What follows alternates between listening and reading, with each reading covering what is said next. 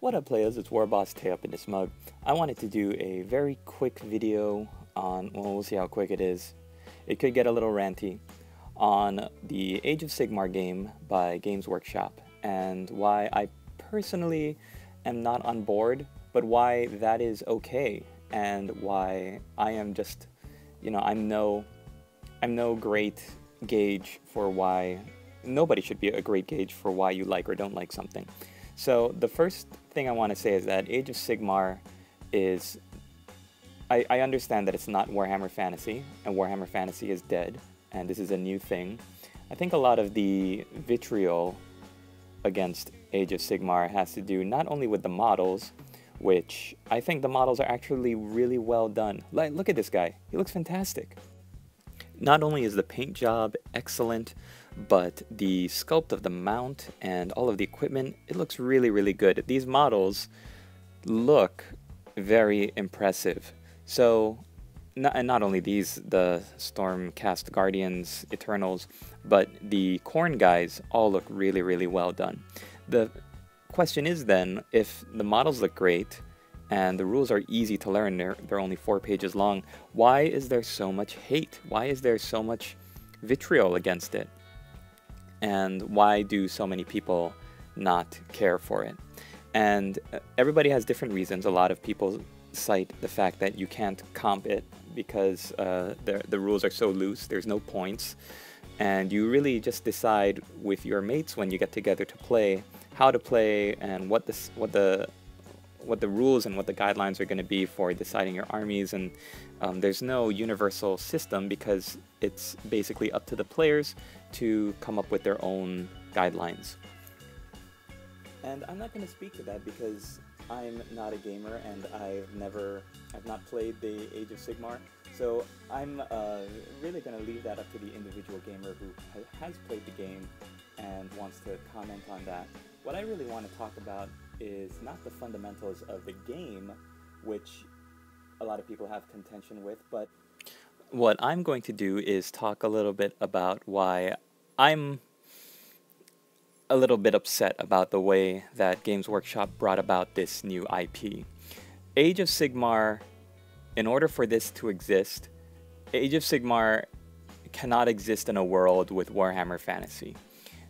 They had to get rid of Warhammer Fantasy, the universe, the history, all of that world had to be destroyed so that Age of Sigmar could rise from the ashes. And when I think about the Warhammer Fantasy setting, the universe, the world, the characters, the locations, I always think back to Warhammer Fantasy Roleplay. It was the first IP of Games Workshop that I really got into. And it was the setting. If you look at the cover art for the first edition rulebook here, you can see that it looked very much like an old 1980s kind of very grim and I hate saying grim and dark and gritty. I always use those descriptives, but just look at this artwork. It looks very hopeless and bleak, and that is what I loved about the original Warhammer setting. Everything looked like it could kill you, and like you shouldn't be there, and it's just too fantastical and too magical. And from this kind of setting, we bring in things like goblins and orcs, and basically humanity is on the back step, and our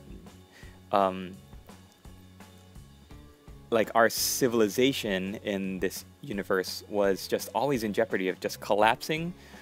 As they say, the enemy within, which was one of their best campaigns, or being attacked and destroyed from the outside. This is the cover from Shadows over Bogenhafen, which was one of my more favorite Warhammer Fantasy first edition campaigns, adventures, because the main villain was not some emperor, despot, chaos warband leader from the north coming in with hordes and hordes of monsters, but a greedy merchant who found a way to summon a demon and try to become the richest guy in town and get the most money for his house by working with this demon and doing some dark rituals. So I love that everything was so contained, and that there were these giant world-sweeping, horrible things going on outside of your purview, outside of your perspective, like the chaotic north wastes, always having the danger of tribes coming into the south and marauding and stuff. But what you deal with as a single person, you deal with characters and situations and events, like this creepy little boy, or one of the main inciting events in Shadows over Bogenhafen was chasing after this three-legged goblin that was in a freak show that escapes and runs into the sewers. So you and your plucky band of adventurers have to go and find it and bring it back to the circus, at which point you find all this evidence of demon worship and stuff. If you want to really understand why I loved the old Warhammer setting, check out Ignorant Armies by Jack Yeovil. I think Jack Yeovil is just the editor, and there's it's a compilation anthology of short stories written in the Warhammer fantasy setting that is very bleak and very dark and very hopeless, and I love it. This book is one of my favorites, and every time I can get the time to read from it, I will, just to remind myself why I loved the setting so much. And then when they ported over to Warhammer 2nd Edition Fantasy Roleplay, they wanted to get rid of a lot of these dark, hopeless, Lovecraftian, man is insignificant and you're either going to die or go insane if you decide to be an adventurer. And they wanted to make it more empowering and make the player characters more powerful. And I guess that's a different discussion, but really what I wanted my video to be about was the original setting for Warhammer has gone through so many iterations and it's gone through so much evolution, but it has always been rooted in the old world, or the Empire. Most of it is in the Empire, then there's stuff in Bretonnia and other kingdoms. But if you look at the entire IP of the Warhammer Fantasy setting, then you see what they did with Warhammer Fantasy 3rd Edition, and how they took the setting that they built up off of with Warhammer Fantasy Roleplay, and they made it into a board game. So it wasn't a paper and pen kind of adventure anymore where you sit around with your buddies. Now it becomes a huge thing of setting up the board and laying out your character sheets and everything. And it was a lot more complicated. And I've seen pros and cons to this system. Some people say it's a lot more easy and streamlined to understand the mechanics. Other people said they missed the simplicity of using your imagination and having your character sheet in front of you in the rule book.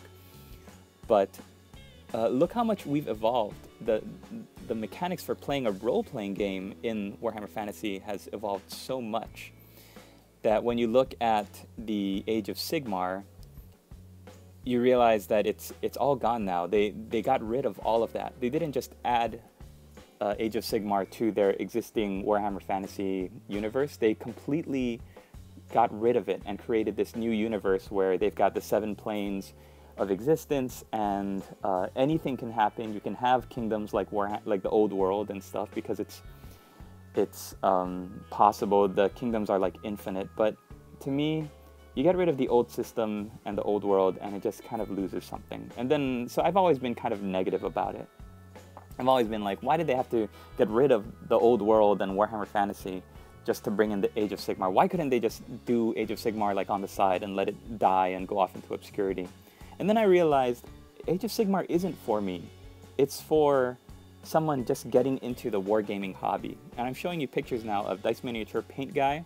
His son, who's, I think he said it was 5 years old, has gotten into painting these Stormcast Eternals. And he's painting the models with his son. He's painting the Khorne faction, and his son is painting the Stormcast Eternals. And I realized the joy of being able to introduce this hobby to someone. I was always happy to introduce the Warhammer Fantasy Roleplay to new players. And the fact that here is a father who's so proud of his son getting into the hobby that he loved, that he grew up playing like 15 years ago, and painting, that to share in that experience, that is who this game is targeted for. Not someone who's going to fuss over the rules, or some old grumbly curmudgeon like me who's going to say, they got rid of the thing that I loved and all the characters and all the places I loved. It's rubbish.